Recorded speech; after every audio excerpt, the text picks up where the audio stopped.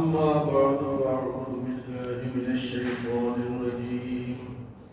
بسم الله الرحمن الرحيم.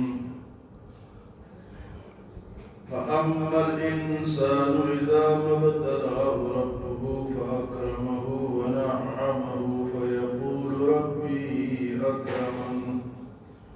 وأما إذا ما ابتلاه فقدر عليه رزقه فيقول ربي أهانن. كلا بل لا تكرمون اليتيم ولا تحاضون على طعام المسكين وتأكلون التراث أكلا لما وتحبون المال حبا جما. سورۃ فجر میں اللہ پاک نے پہلے یہ جو مہینہ شروع ہے ذی الحجہ کا مہینہ، اس کے 10 دنوں کی فضیلت اس صورت میں بیان ہوئی ہے کہ اس کے جو پہلے 10 دن ہیں وہ نہایت ہی اس میں جو اعمال کیے جاتے ہیں وہ اللہ کو محبوب ہیں. فرمایا والفجر ولیال عشر، فجر کے وقت کی قسم اور 10 راتوں کی قسم. 10 راتیں اور 10 دن کی ذی الحجہ کے جو شروع کے 10 دن ہیں. اس کے بعد عاد و سمود، ارم کا ذکر ہوا، فرعون کا ذکر ہوا.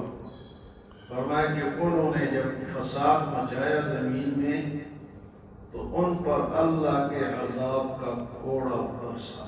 فصب علیہم ربک سوط عذاب.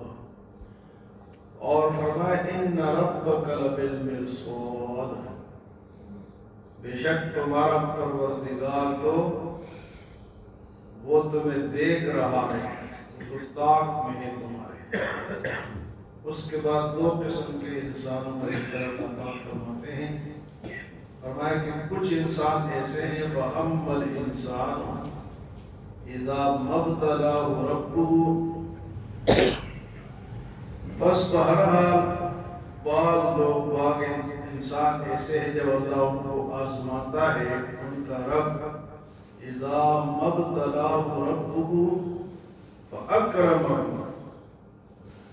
ونعمه، تو رب ان کو آزماتا ہے، ان کی عزت کرتا ہے اور ان کو مال دیتا ہے. تو پھر وہ کہتے ہیں فیقول ربی اکرمن، اللہ نے تو ہماری عزت کی. اور بعض نادان پھر ایسے ہوتے ہیں کہ ہم تھے ہی اس لائق، یہ نہیں کہتے کہ اللہ کی نعمت آئی ہے، وہ کہتے ہیں یہ ہم اچھے لوگ ہیں، بڑے لوگ ہیں، دنیا میں بھی ہمیں ملے گا اور آخرت وہ اس کو غلط طرف لے گا. کہتے ہیں اللہ نے ہماری عزت افزائی کی، گویا کہ ہم اس کے لائق ہیں. تو 3 قسم کے لوگ ہوتے ہیں. ایک تو خود بادشاہ ہوتے ہیں جس طرح فرعون اور سمود اور عاد، اور ایک بادشاہ پرست ہوتے ہیں. بادشاہ ہوتے ہیں کچھ بادشاہ پرست ہوتے ہیں. بادشاہ پرست کون ہیں؟ جو بادشاہوں کے ہاں میں ہاں ملاتے ہیں. جو بادشاہ نے کہہ دیا بس ٹھیک ہے، غلط کو بھی ٹھیک اور ٹھیک کو بھی ٹھیک. تو یہ بادشاہ. اور کچھ لوگ جو ہے وہ مال پرست ہوتے ہیں. تو یہاں اللہ پاک نے مال پرستوں کا ذکر کیا کہ ان کو اگر اللہ پاک مال دے دے تو کہتے ہیں بڑے عزت والے ہیں، اللہ نے ہماری عزت افزائی کی اور ہم ہیں ہی اس قابل.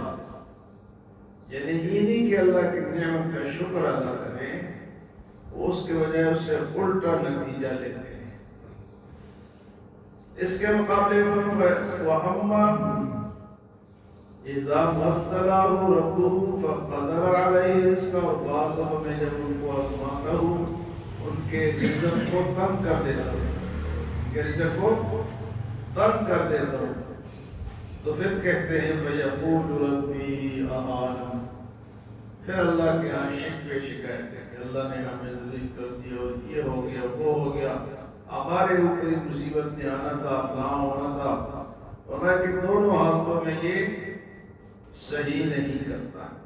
اگر مال دے دیا جاتا ہے تو اس پہ فخر کرتا ہے کہ میرا حق تھا یا میں اس قابل ہوں یا میں اس لائق ہوں کہ مجھے یہ مال ملا.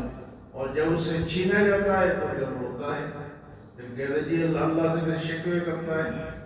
تو اللہ دونوں صورتوں میں آزماتا ہے، مال دے کر بھی اور مال لے کر بھی. دیا ہے تو دیکھتے ہیں اللہ پاک کہ اس میں سے اس نے جو حقوق ہے، زکوٰۃ ہے، قربانی ہے، حج ہے، یہ کرتا ہی نہیں کرتا، لوگوں کے حقوق ادا کرتا ہی نہیں کرتا. اور اگر نہ دے تب بھی آزماتا ہے کہ میں دیکھتا ہوں کہ تب بھی میرے اوپر ایمان رکھتا ہے، نیکی کرتا ہے اور نیکی سے بھاگتا نہیں ہے. کہ بعض لوگ مال نہ ہونے کی وجہ سے بھی نیکی سے بھاگ جاتے ہیں. کون نمازیں پڑھے، اے پلے کچھ نہیں، نمازیں چھوڑ کے بھاگ جاتے ہیں. تو یہ آزمائش ہے، وہ آزمائش میں پورا نہیں ہوتی ہے.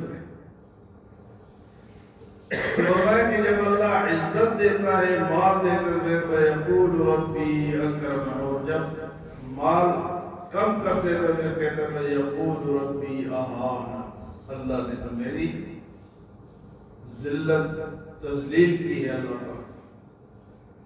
لیکن اللہ پاک فرماتے ہیں کلا واللہ تکرمون الیتیم، بات یہ ہے کہ تو نے کبھی یتیم کے طرف نہیں دیکھا. تو جو یہ مزے کر رہا ہے، کبھی تو نے یتیم کا بھی خیال کیا ہے؟ کلا واللہ تکرمون الیتیم، یتیموں کا بہت مال کھایا جاتا ہے، حق کھایا جاتا ہے. جو کسی گھر میں کوئی یتیم رہ جائے تو اس کی پرواہ نہیں تو اس کے مال کو کسی نہ کسی صورت میں ہڑپ کرنے کی کوشش کرتے ہیں. فرمایا کہ تو نے کبھی یتیم کی طرف دیکھا نہیں ہے، اس کی تکریم نہیں کی. اور دوسری بات فرمایا وَلَا تَحَاضُّونَ عَلَىٰ طَعَامِ الْمِسْكِينِ، اور نہ کسی غریب کو تو نے کھانے کی طرف لوگوں کو ابھارا کہ بھئی یہ غریب ہے، ہمارے محلے میں ہمارا رشتہ دار ہے، فلاں ہے، اس کی کوئی تھوڑی مدد کرو. تو دو باتیں ہمارے اندر ہے. وہ کیا ہے؟